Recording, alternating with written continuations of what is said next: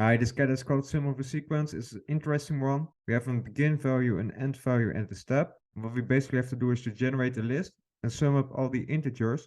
How do we do that? Well, we can do the following. First of all, we can use a while loop. So while the begin number is less than or equal than the end number, and then we have to iterate and do something, of course.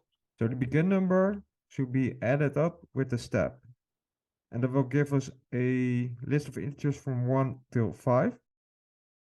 That basically means we start with 1, and after the first iteration, there is 1 added up with 1. So on the left-hand side, the begin number will be 2. Step remains 1, so the next iteration, the begin number will be increased with 1 again. So it changes from 2 to 3, and so on and so forth till you reach the end number, which is 5.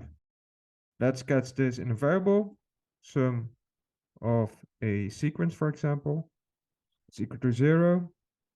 Here we should add up the integers, plus equal, and then we can return the sum. 15. Alternatively, we can use the range function. That's actually more suited for integer and then in the range. Because it takes 3 arguments, the begin number is optional. By default, it's 0. The end number is mandatory. That's the second argument. And the third argument, the step, is also optional, but we have one. So we paste it in. Let's print the integer. Or we should add up 1 with this. End number, by the way. So we will get a list of 1 till 5 again. And then we basically have to do the same. Add up these integers to a variable, sum of a sequence is equal to 0. Plus equal sign. And return it to be 15. Yeah. Let's check this out. 153 should be 5. Yeah.